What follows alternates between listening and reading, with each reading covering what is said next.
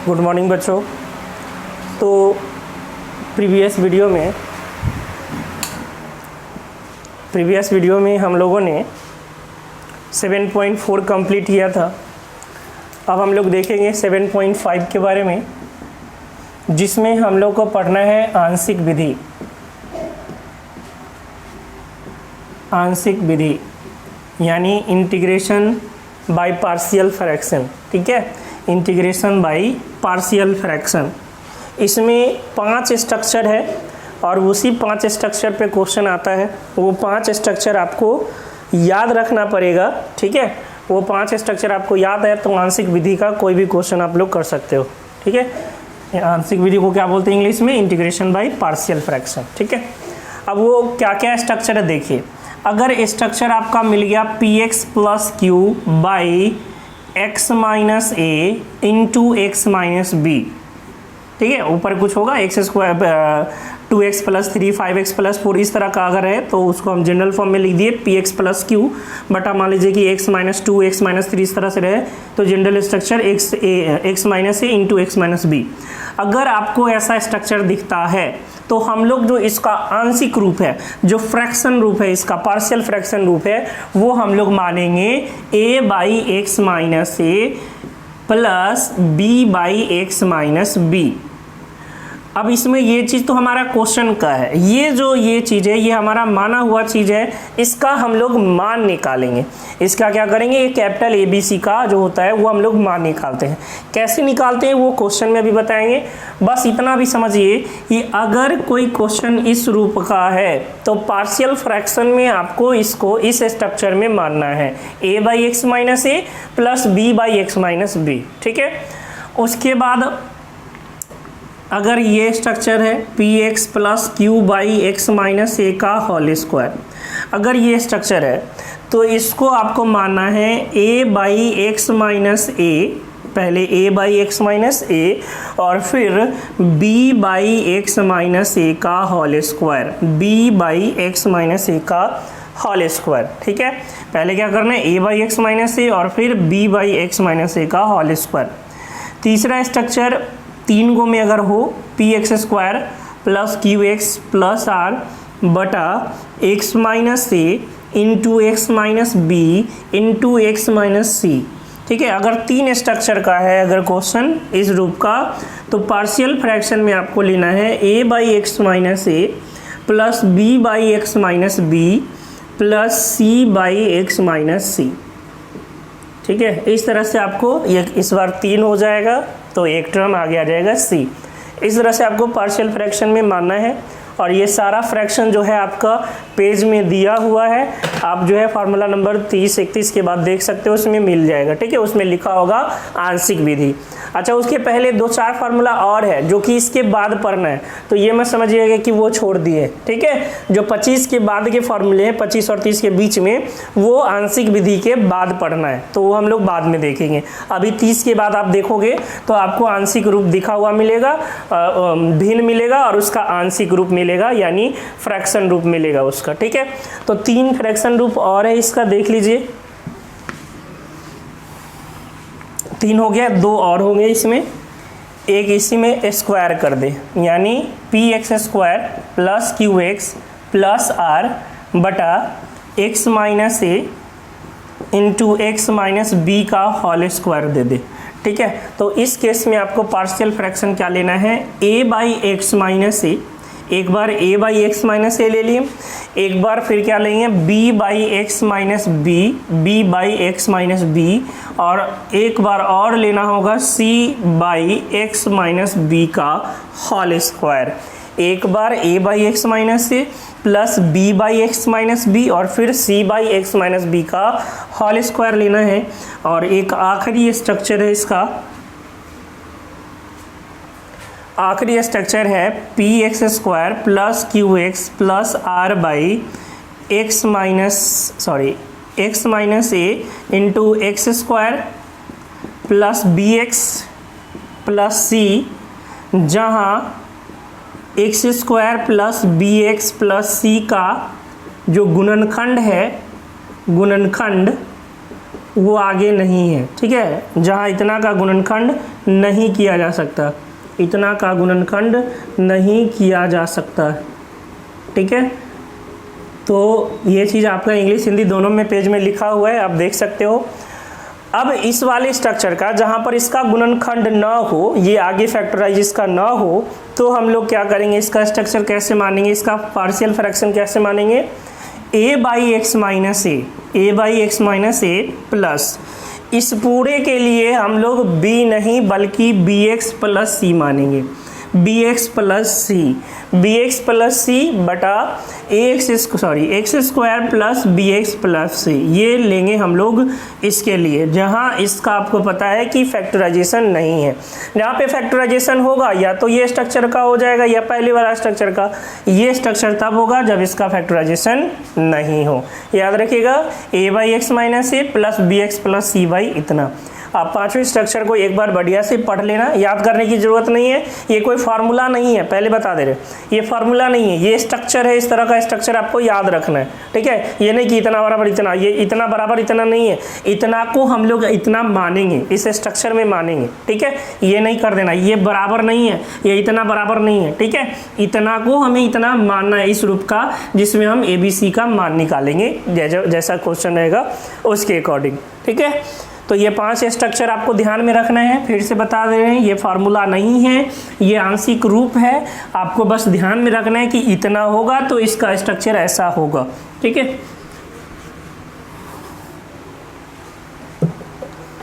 चलिए तो हम लोग इस पे क्या करते हैं, क्वेश्चन करते हैं।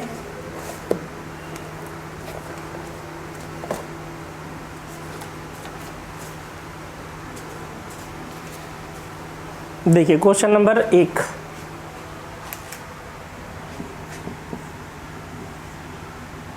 कह रहा है x by x plus 1 into x plus 2 dx, ये आपका है क्वेश्चन और इसको करना है इंटीग्रेट। अच्छा एक और बात बता देते हैं, बहुत सारे क्वेश्चन ऐसे भी आपको मिलेंगे जिसको आप अभी पिछले वाले तरीके यानी स्पेशल जो स्ट्रक्चर था उससे आप कर सकते हो, है ना। बहुत सारे ऐसे क्वेश्चन होंगे लेकिन सारे नहीं, जैसे ये वाला क्वेश्चन, तो ये वाले क्वेश्चन को भी आप होल स्क्वायर बना के आप कर सकते हो, ठीक है। बाकी हम लोग अभी आंशिक विधि सीख रहे हैं तो हम लोग आंशिक विधि से करेंगे। और आंशिक विधि से होने वाले क्वेश्चन का पहचान क्या है बता देते हैं, नीचे फैक्टराइजेशन होगा, ये देख रहे हो 2 फैक्टर के रूप में है, अगर नीचे फैक्टर के फॉर्म में है तो 99% चांस है कि आप इंटीग्रेशन बाय पार्शियल फ्रैक्शन से उसको बना सकते हो, ठीक है। अब स्ट्रक्चर देखिए, x by x plus 1 into x plus 2, याद कीजिए पी एक्स प्लस आर या पी एक्स प्लस क्यू बटा एक्स प्लस ए एक्स प्लस बी। अच्छा यहाँ माइनस लिखें, कोई ज़रूरी नहीं, माइनस प्लस कुछ भी हो सकता है, वो फॉर्म आपका माइनस में बता दिए, वो माइनस भी हो सकता है प्लस भी हो सकता है, ठीक है, जैसा भी रहे, प्लस है तो प्लस, माइनस है तो माइनस।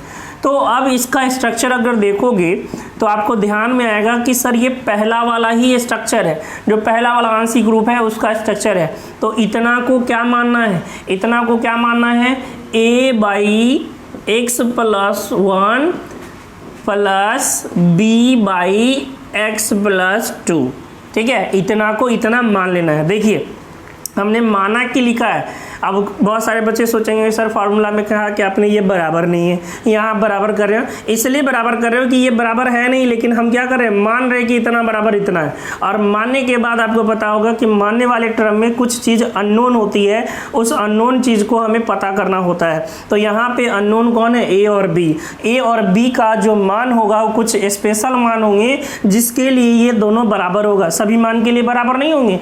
ए और बी का एक स्पेशल मान होगा जिसके लिए दोनों बराबर होगा, ठीक है। तो बराबर माना कि के लिए बराबर है। अब हम लोग क्या करेंगे, ए बी का मान निकालेंगे कि ए और बी के किस मान के लिए दोनों बराबर होगा। तो देखिए क्या करेंगे, x by x plus 1 into x plus 2 equal to, इसका एलसीएम कर लेंगे। एलसीएम करेंगे तो ये x plus 1 into x plus 2, इसमें हो जाएगा a में गुना किससे, x प्लस 2 से, और इसमें हो जाएगा b में गुना किससे, x प्लस 1 से। तो आपको पता है नीचे ये है, इसके भी नीचे ये है, तो ये दोनों हो जाएगा कैंसिल। यानी x equal to a into x plus 2 plus b into x plus 1।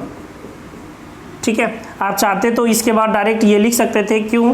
क्योंकि हर एक क्वेश्चन में आपको पता है कि इसके नीचे वही आएगा जो इसके नीचे आएगा, और वो एक दूसरे को क्या कर देगा, कैंसिल कर देगा। यानी यहाँ सिर्फ ऊपर वाला बचेगा, और यहाँ भी एलसीएम लेके जो ऊपर वाला होगा वो ऊपर वाला ही बचेगा। तो आप चाहो तो ये लाइन नहीं भी लिख सकते हो, ठीक है, लिख दोगे तो ज़्यादा अच्छा है। अब यहाँ से क्या करना है, हमें a और b का मान निकालना है। a और b के मान निकालने के यहाँ से बहुत सारे तरीके। एक तरीके है कि x का कोफिशिएंट बराबर कर लो, यहाँ से x का कोफिशिएंट निकालो, यहाँ से x का कोफिशिएंट निकालो, बराबर कर दो, इक्वेशन बनेगा। बेकार झंझट होता है। मेरा तरीका क्या है, एक बार आप b को 0 कर लो और एक बार a को 0 कर लो। b को 0 करने का मतलब b का वैल्यू पुट नहीं करना है, आप x का ऐसा कुछ वैल्यू लो जिससे b पूरा टर्म ये वाला कैंसिल हो जाए, और इसका अगर निकालना है तो इसको 0 करना पड़ेगा।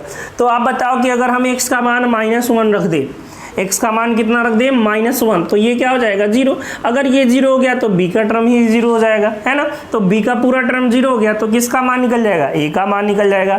तो हम ऐसे ही मान निकालेंगे a और b का, x का मान रख के, ठीक है। तो हम लोग पहले रख रहे हैं जब x बराबर -1, जब x बराबर -1, तो इधर भी देखिए x है, यहाँ x की जगह रख दिए क्या, -1 बराबर a इंटू -1 प्लस 2 प्लस, ये तो 0 हो जाएगा तो इसको लिखने की ज़रूरत नहीं है। जो चीज़ के लिए 0 करने के लिए मान ही लिए तो उसको लिखने की ज़रूरत नहीं है, ठीक है। तो -1 equal to a into -1 plus 2, तो 1 हो जाएगा। 1 इंटू a क्या हो गया, a, यानी a का वैल्यू आ गया यहाँ से क्या, -1 आ गया। अब देखिए b का वैल्यू निकालना है तो इसको 0 करना पड़ेगा।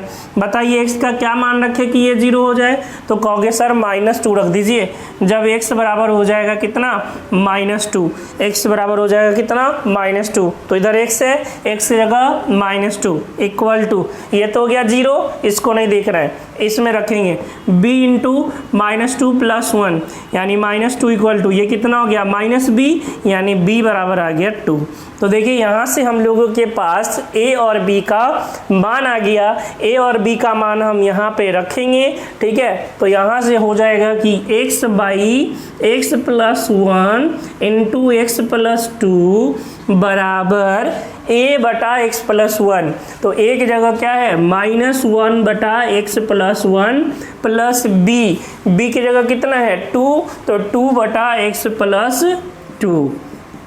तो देखिए पार्शियल फ्रैक्शन का काम ही इतना है कि जो फैक्टर के रूप में दिया हुआ है फैक्टर, वो आपको अलग अलग करके दे देगा, है ना।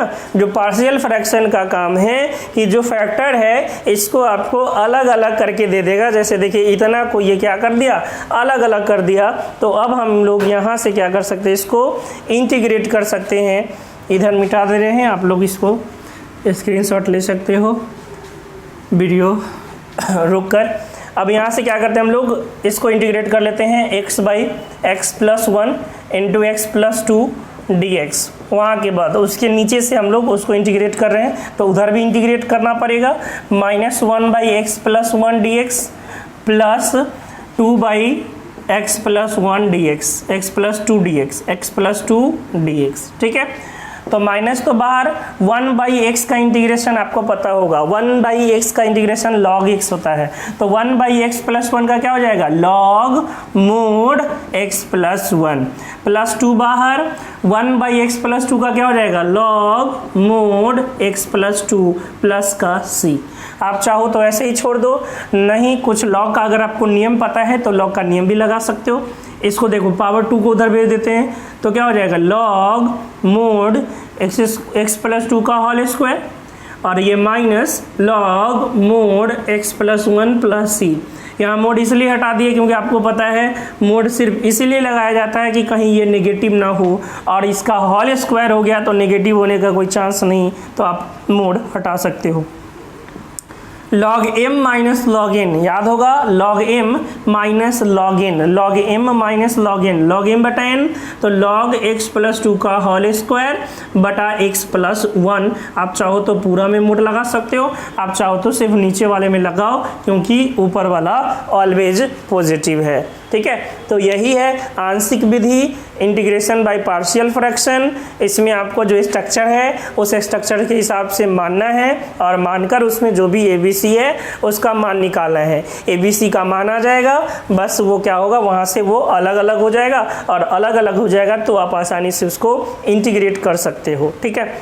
अच्छा, एक और बात सिखा दे, ये बटा वाला कि 1/x का इंटीग्रेशन सबको पता है log mod x होता है, ठीक है। तो इस तरह से अगर आपको 1/x + 2 दे दे, x + 3 दे दे, 1/x + 3, तो इसका क्या हो जाएगा log mod x + 3, ठीक है।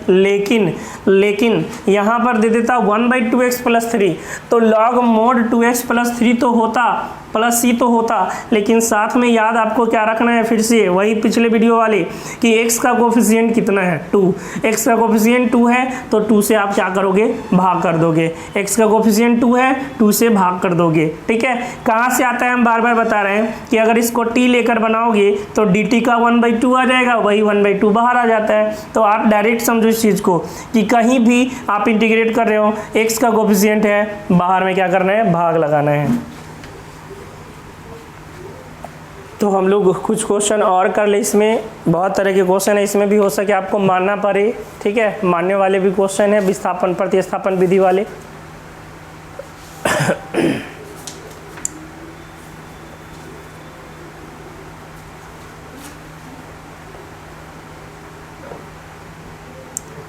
एक हम 3 वाला बता दे रहे हैं, वैसे 2 में भी दिक्कत हो सकता है तो 2 पहले बता दे रहे हैं।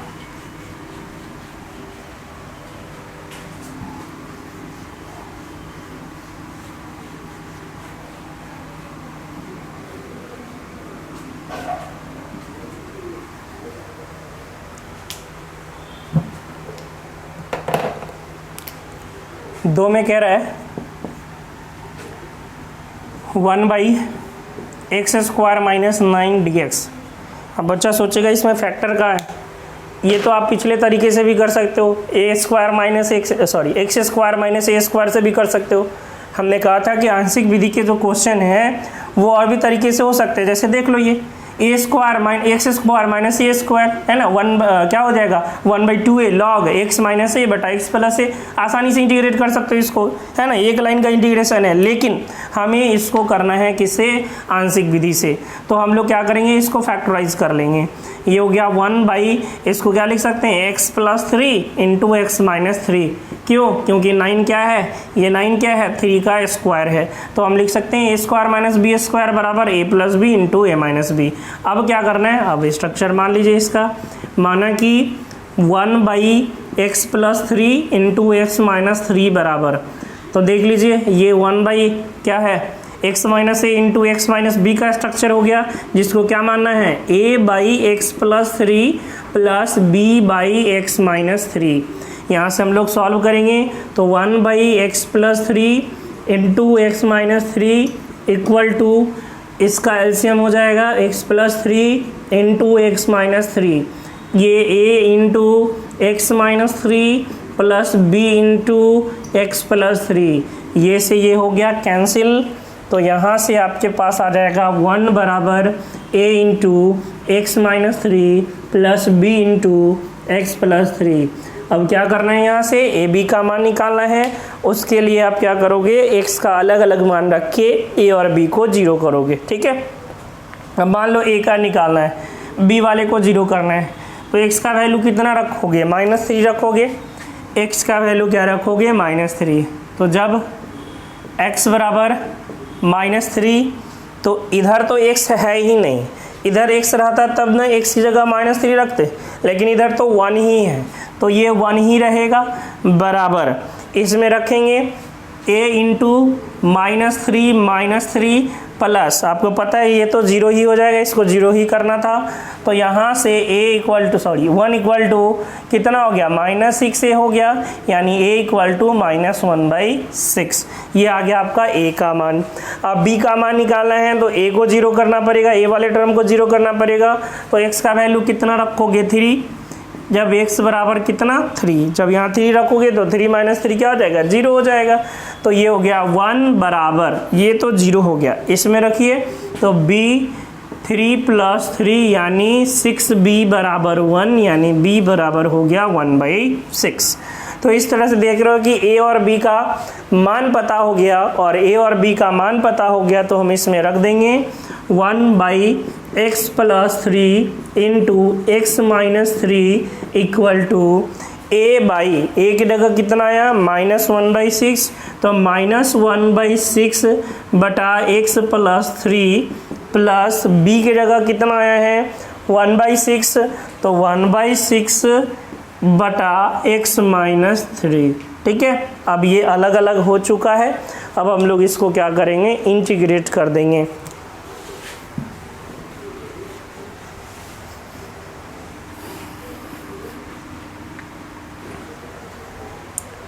तो इसको इंटीग्रेट किया जाए 1/x + 3 into x - 3 dx equal to, इधर इंटीग्रेशन कर देंगे 1/6/x + 3 dx plus 1/6x - 3 dx। ठीक है, तो अब हम लोग इसको इंटीग्रेट कर देते हैं, -1/6 हो जाएगा बाहर, ये क्या हो गया 1/x + 3 dx प्लस 1/6 बाहर 1/x - 3 dx। ठीक है, तो -1/6 log mod x + 3 और ये plus 1/6 log mod x - 3 plus c। आप चाहो तो 1/6 इसमें से कॉमन ले लो, तो ये प्लस वाला पहले लिख लो log mod x - 3, ठीक है, और माइनस वाला log mod x + 3। ठीक है, तो और आपको पता होगा log m - log n, log m - log n क्या होता है log m बटा log n, log m बटा log n। तो ये हो जाएगा 1/6 log mod अंडर क्या x - 3/x + 3 प्लस c। ठीक है, तो इस तरह से देख रहे हो कि ये आंशिक विधि से बनाया गया। लेकिन ये क्वेश्चन आपके एग्जाम में आ जाए, मान लीजिए 1/x² - 9 dx, तो वहाँ ये नहीं लिखा रहता है कि आप इसको आंशिक से बनाओ या कोई दूसरा तरीका से बनाओ, बस आपको इंटीग्रेट करना है। तो जो तरीका हमारे लिए आसान होगा, अब देखिए इस तरीका से इतना डिटेल जाके इतना बनाना, उससे अच्छा हम लोग इसको कर सकते थे 1/x² - 3 का स्क्वायर और फार्मूला लगा देते। किसका फार्मूला 1/x² - a² का, अगर आपको याद होगा तो ये होता है 1/2a, 1/2a, a की जगह कितना है 3 इंटू log x - a बटा x plus a, x - a, तो x - a की जगह 3 बटा x + 3 प्लस c। तो ये देख रहे हैं कि 3 लाइन में आपका सॉल्यूशन ये आ जाता 2 नंबर के लिए। लेकिन हमें यहाँ पे एक्सरसाइज में करना है, जिस एक्सरसाइज में हम लोग आंशिक विधि पढ़ रहे हैं, इसलिए डिटेल में करना पड़ा। ठीक है, ताकि आप लोग आंशिक विधि सीख पाओ कि आंशिक विधि है क्या, ये इंटीग्रेशन बाय पार्शियल फ्रैक्शन है क्या।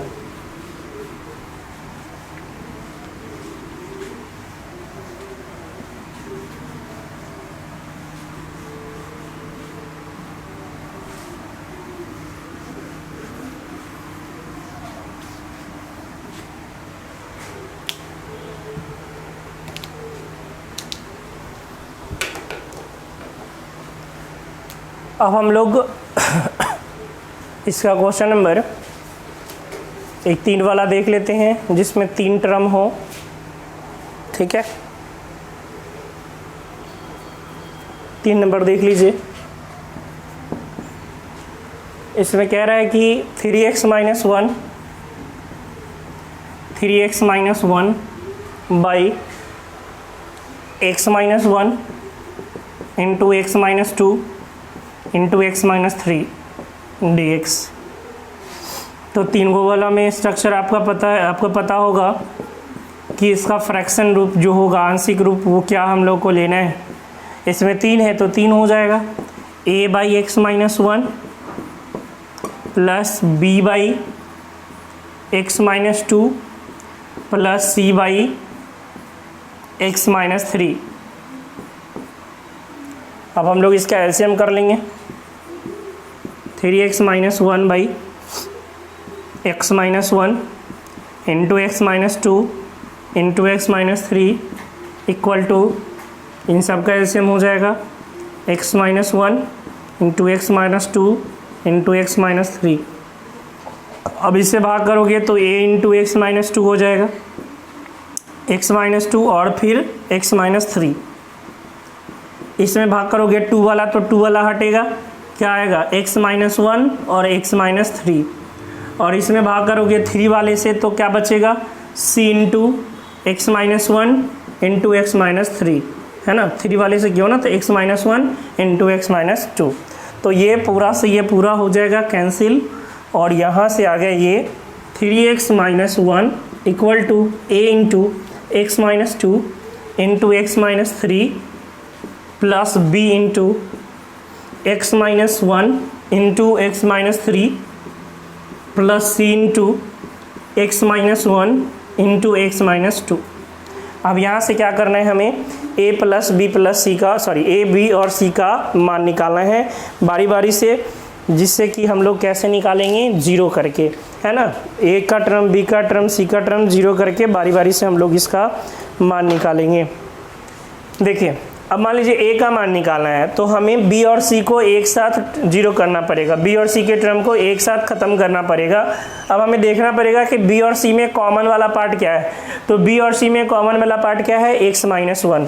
तो हम लोग क्या करेंगे, b और c को ख़त्म करने के लिए हम लोग इसमें डालेंगे किस चीज़ को, किसको जीरो करना है, b और c को, तो कॉमन वाला भाग x माइनस 1। तो हम लोग इसमें x की जगह क्या रखेंगे, x की जगह रखेंगे 1, ताकि ये वाला टर्म भी जीरो हो जाए और ये वाला टर्म भी जीरो हो जाए। इधर देखिए 3x माइनस 1, x की जगह 1 रखना है, तो 3 इंटू 1 माइनस 1 बराबर, इसमें भी 1 रखना है, इसमें भी 1 रखना है, तो a into 1 minus 2 into 1 minus 3, बाकी सब क्या हो जाएगा, जीरो हो जाएगा, तो बाकी में रखने की ज़रूरत नहीं है। ये 3 माइनस 1 कितना हो गया, 2 बराबर, ये माइनस 1 माइनस 2, तो माइनस 1 इंटू माइनस 2 कितना हो गया, प्लस 2a, 2 से 2 कैंसिल, तो a का वैल्यू आ गया आपके पास कितना, 1 आ गया। अब मान लीजिए b का जीरो करना है, तो उसके लिए b का निकालना है, तो c और a को जीरो होना पड़ेगा। c और a का कॉमन पार्ट देखो तो आपको दिखेगा कि सर इसमें भी x माइनस 2 है, इसमें भी x माइनस 2 है, तो क्या करोगे, x का वैल्यू कितना रखोगे, जब x बराबर 2 रखोगे, क्योंकि 2 पर ये भी जीरो हो जाएगा, ये भी जीरो हो जाएगा। रखिए 2, 3 इंटू 2 माइनस 1 बराबर, ये तो जीरो हो रहा है, ये भी जीरो हो रहा है, इसमें रखना है, तो b into 2 minus 1 into 2 minus 3, तो ये कितना हो गया, 6 माइनस 1 5 बराबर 1, और ये माइनस 1 यानी ये माइनस b हो गया, यानी b बराबर आ गया माइनस 5। और इसी तरह अगर c का निकालना है तो a और b को जीरो होना पड़ेगा। इन दोनों का कॉमन पार्ट क्या है, x माइनस 3, तो हम लोग रख देंगे जब x बराबर 3, जब x बराबर 3, तो 3 इंटू 3 माइनस 1, इसमें रखा हमने x की जगह 3, तो 3 इंटू 3 माइनस 1, ये तो जीरो है, ये भी जीरो है, इसमें रखना है, तो c into 3 minus 1 into 3 minus 2, 3 minus 2, तो 3 3 9 माइनस 1 8, ये कितना हो गया 2, और ये 1 यानी 2c, यानी c बराबर कितना आ गया, 4 आ गया। ठीक है, c बराबर कितना आ गया, 4। तो देख रहे हो यहाँ से a b c का मान निकल गया, इसमें आप रख दो और रख के इंटीग्रेट कर दो।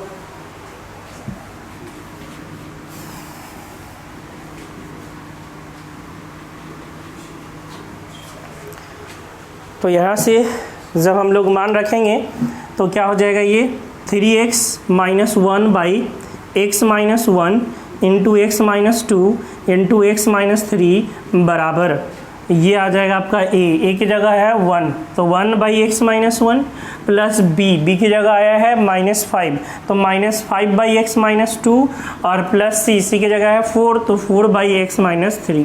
अब हम लोग क्या करेंगे, इसको इंटीग्रेट कर लेते हैं, तो integration of 3x minus 1 by x minus 1 into x minus 2 into x minus 3 dx equal to 1 by x minus 1 dx plus minus 5 को हम बाहर ले लो, है ना, इसको क्या करो बाहर ले लो, तो 1 बाई एक्स माइनस 2 dx, और यहाँ 4 को बाहर ले लो, तो 4 इंटू 1 बाई एक्स माइनस 3, और सबका इंटीग्रेशन आपको पता है लॉग हो जाएगा, इसका क्या हो जाएगा, log mode under x minus 1 minus 5 log mode under x minus 2 plus 4 log mode under x minus 3 plus c।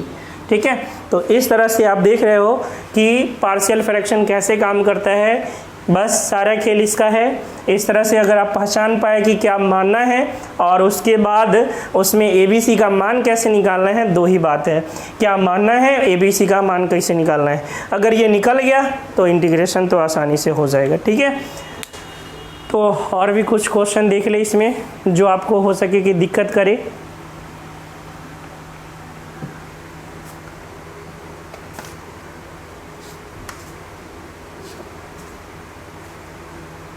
देखिए क्वेश्चन नंबर 5 में फैक्टराइजेशन नहीं दिया है, आप नीचे पहले फैक्टर कर लोगे, है ना। नीचे जो x square plus 3x plus 2 दिया है उसका पहले क्या करोगे, फैक्टर करोगे। इसका फैक्टर हो जाएगा x plus 2 into x plus 1, है ना। ऐसा फैक्टराइजेशन करके, जहाँ पे फैक्टराइजेशन नहीं दिया हुआ है तो वहाँ पे आप लोग क्या करोगे, फैक्टराइजेशन करके फैक्टर निकाल के और तब ये आगे करना है। ठीक है, जहाँ पे फैक्टर नहीं दिया हुआ है तो आसान क्वेश्चन है, आप लोग वो कर लोगे, सिर्फ फैक्टर कर लेना है, उसका गुणनखंड निकाल लेना है। देखिए क्वेश्चन नंबर 7, आज की वीडियो को हम लोग आखिरी कर लेते हैं इसको,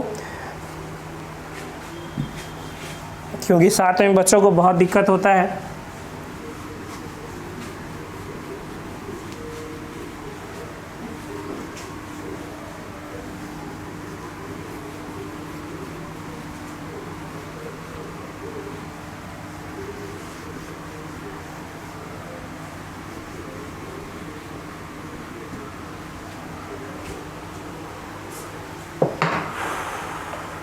साथ में कह रहा है 1 minus x square by x into 1 minus 2x। अब देखिए आंशिक विधि में एक और कॉन्सेप्ट क्या है कि नीचे वाला का जो घात है ना, जो नीचे हर है उसका घात यानी उसका पावर हमेशा ज़्यादा होगा ऊपर वाले से। अगर ऊपर का पावर ज़्यादा हो जाए या दोनों का पावर बराबर हो जाए तो उस केस में हम लोग पहले भाग लगाते हैं। जैसे आपको दिख रहा होगा कि ऊपर का जो टर्म है उसका भी घात 2 है और नीचे का जो टर्म है वो भी घात 2 है, क्योंकि आपको दिख नहीं रहा होगा, भी गुणा करने पे पता है कि घात कितना आ जाएगा, 2 आ जाएगा। तो ऊपर और नीचे का घात क्या है, सेम है। तो ऐसे केस में आपको पहले भाग लगाना पड़ेगा। ठीक है, तो आइए हम आपको भाग लगा के भी अलग दिखा दें कि 1 माइनस एक्स स्क्वायर में हमें भाग लगाना है। किससे भाग लगाना है, पहले इसको सीधा कर लो तो ज़्यादा समझ में आएगा। इसको लिख लो क्या, माइनस एक्स स्क्वायर प्लस 1। ठीक है, और इसमें भाग लगाना है, किससे भाग लगाना है, minus 2x square, minus 2x square, यहाँ देखिए गुना करेंगे तो, और प्लस का 1 से इसे भाग लगाना है। ठीक है, तो आपको क्या चाहिए, माइनस एक्स स्क्वायर, और यहाँ क्या है, माइनस 2x स्क्वायर। तो 2 को हटाना पड़ेगा तो 1/2 टाइम से लगाएंगे, 1/2 टाइम से लगाएंगे यहाँ पे, तो क्या हो जाएगा, माइनस एक्स स्क्वायर, और ये प्लस का कितना, x/2। ठीक है, चिन्ह बदल देते हैं, प्लस माइनस है तो प्लस और ये माइनस, ये कैंसिल हो गया, यानी कितना आ गया, 1 माइनस x/2। ये आपका शेषफल है ना, ये आपका रिमाइंडर है, शेषफल है। तो अब इसको लिखने का तरीका क्या है, अब इसको लिखने का तरीका है, पहले लिखेंगे यहाँ पे भागफल, ठीक है, 1/2, उसके बाद प्लस, ठीक है, शेषफल 1 माइनस x/2 बटा भाजक, जिसे हम लोग डिवाइड कर रहे हैं। किससे डिवाइड कर रहे हैं, तो हम लोग डिवाइड कर रहे हैं x into 1 minus 2x, x into 1 minus 2x से इसे डिवाइड कर रहे हैं। ये हो गया आपका भाग, इतना भाग करके अलग कर लिए। अब देखो कि ये वाला जो पार्ट है ये आपका फ्रैक्शन रूप हो गया। अब इसका फ्रैक्शन रूप ले सकते हो, क्यों, क्योंकि आप देखो नीचे वाला का घात 2 हो गया और ऊपर वाला का घात अभी भी 1 है। ठीक है, तो अब इतना को आप क्या करो, मान लो, माना कि 1 माइनस x/2 बटा x into 1 minus 2x equal to a बटा x प्लस b बटा 1 माइनस 2x, a बटा x b/1 माइनस 2x। ठीक है, एलसीएम ले लेते हैं। आपको पता है कि ये वाला नीचे वाला कटना है तो आप डायरेक्ट भी लिख सकते हो 1 माइनस एक्स बाई टू बराबर ए में इतना से गुना हो जाएगा यानी a इंटू 1 माइनस 2x और प्लस b में इतना से गुना हो जाएगा तो b इंटू एक्स हो गया, b इंटू एक्स हो गया। ठीक है, अब यहाँ से हम लोग क्या करेंगे a और b का मान निकालेंगे।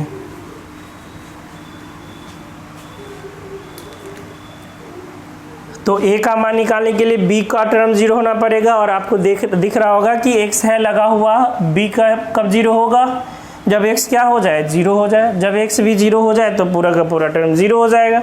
तो 1 माइनस 0 बटा 2, इधर देखिए 1 माइनस एक्स बाई टू है तो x की जगह 0 रख दिए बराबर a into 1 minus 2x, 1 minus 2x, 2 के जगह x की जगह 0 और प्लस ये तो 0 ही हो जाएगा।